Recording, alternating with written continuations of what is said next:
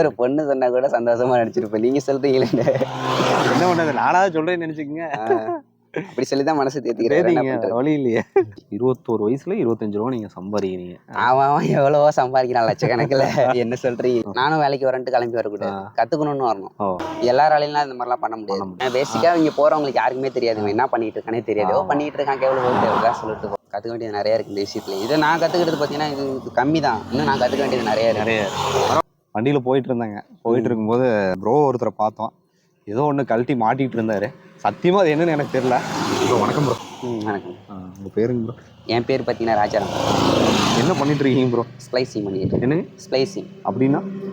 ஃபைபரை joint அடிக்கிறதுன்னு சொல்லுவாங்க. இது எதுக்காக யூஸ் பண்றாங்க? என்னன்னா இது எதுக்காக யூஸ் பண்றாங்க? இன்டர்நெட் தானே. இன்டர்நெட், அதாவது நம்ம மொபைலில் பயன்படுத்தக்கூடிய. மொபைலில் யூஸ் பண்ணுறதுக்கு தனியாக இருக்குது. இது பார்த்தீங்கன்னா இ-சேவை மையம் இருக்குல்ல, ஆமாங்க, அதுக்கு யூஸ் பண்ணுறாங்களா டேட்டா. ஆமாம், அதுக்கு கன்வெர்ட் பண்ணி தரதுன்னு. அதுதானே இது? ஆமாம். சரி சரி. இது என்ன நெட்வொர்க்குங்க? பிஎஸ்என்எல். இது வந்து மற்ற வீடுகளில் பயன்படுத்தக்கூடிய இன்டர்நெட் கிடையாது இல்லைங்களா? வீடுகளை பயன்படுத்துவாங்கண்ணா. எப்படின்னா ஒரு நெட்வொர்க் ஒரு மாதிரி இருக்கும்.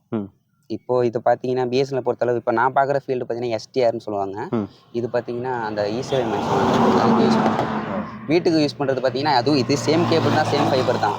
ஆனால் அவங்க வேற, நாங்கள் வேற, அவங்க வேற. அவங்க ஏரியல் கேபிள் பார்ப்பாங்க. அது மேலே ஒரு நெட் ஸ்பீடாக இருக்குங்களா ப்ரோ?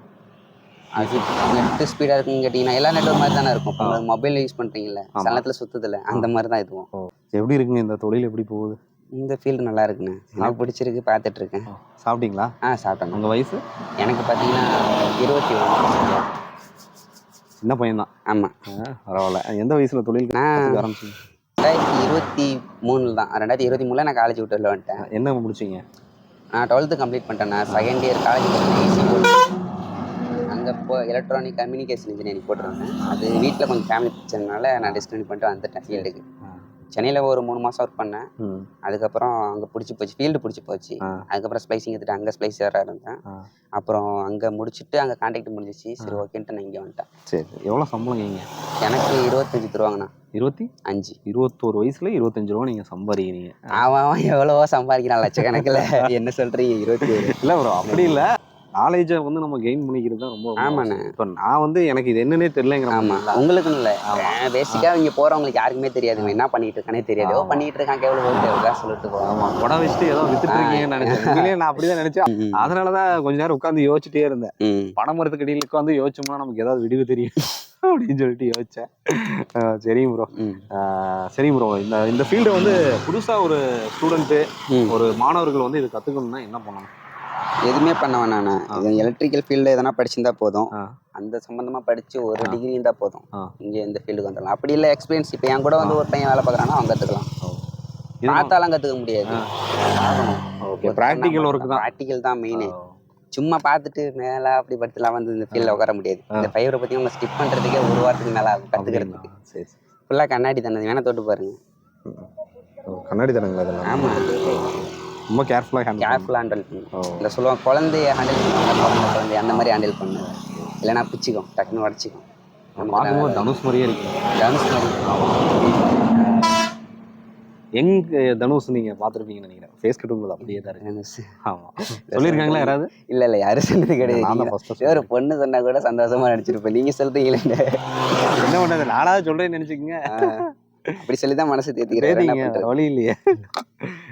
சரி ப்ரோ, ரொம்ப நேரம் நான் பேச விரும்பல. ஸோ இந்த ஃபீல்டு யாராவது கற்றுக்கணும்னு நினச்சா என்ன பண்ணணும்? கற்றுக்கணும்ண்ணா, ஹார்ட் ஒர்க் பண்ணணும். வந்து கூட ஒர்க் பண்ணாலே கற்றுக்கலாம். எல்லா வேலையும் கற்றுக்கலாம். எல்லா வேலையும் ஈஸி தான், கஷ்டம்னு எதுவுமே கிடையாதுல்ல. கற்றுக்கலாம். வரணும் வந்து ஒரு மந்த் வேலை பார்த்தாங்கன்னா போதும், அதுக்கு வந்துடும். ஒரு மாதம் வேலை பார்த்தாங்கன்னா பிடிச்சிப்பாங்க. ஒரு 5 வருஷம் 10 வருஷம் இதில் ஃபீல்டில் இருந்தோம்னா ஒரு நல்லா சும்மா பார்த்து ஃபீல்டில் இருக்குன்னா எப்படி சொல்கிறது, நானும் வேலைக்கு வரேன்ட்டு கிளம்பி வரக்கூடாது, கற்றுக்கணும்னு வரணும். அப்படி இருந்தால் கொஞ்சம் ஃபீல்டை பொறுத்தளவு கற்றுக்கணும்னு நினைக்கணும். அப்போ மட்டும்தான் பிடிச்சிருக்கும். எல்லாராலையும் இந்த மாதிரிலாம் பண்ண முடியாது. பண்ணுவாங்க, கற்றுக்கணும்.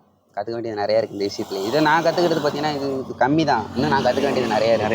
பரவாயில்ல ப்ரோ, அதாவது ஒரு யங் ஏஜில் இவ்வளோ ஒரு பிரில்லியண்ட்டாக பேசுனீங்க, பெரிய விஷயம். இன்னும் நீங்கள் மேலும் மேலும் வளர எங்களுடைய சேனல் சார்பாக விஷ் பண்ணிக்கிறேன். ஸோ ஒரு இளைஞரை வந்து நான் சந்திச்சிருக்கேன். நானும் இளைஞர்னு சொல்லிக்கலாம். சொல்லுங்க சார். நானும் இளையன் தான். ஸோ இந்த வீடியோ நிச்சயமாக யூஸ்ஃபுல்லாக இருக்குமா என்னென்னலாம் எனக்கு தெரியல. பட் அவர் சொன்னது எனக்கு புரியல. உங்களுக்கு ஏதாவது புரிஞ்சுன்னா கமெண்ட் பாக்ஸில் கமெண்ட் பண்ணுங்கள். டில் தென் பாய் ஃப்ரம் உங்கள் சிவா. நன்றி, வணக்கம். சரி ப்ரோ, தேங்க்யூ.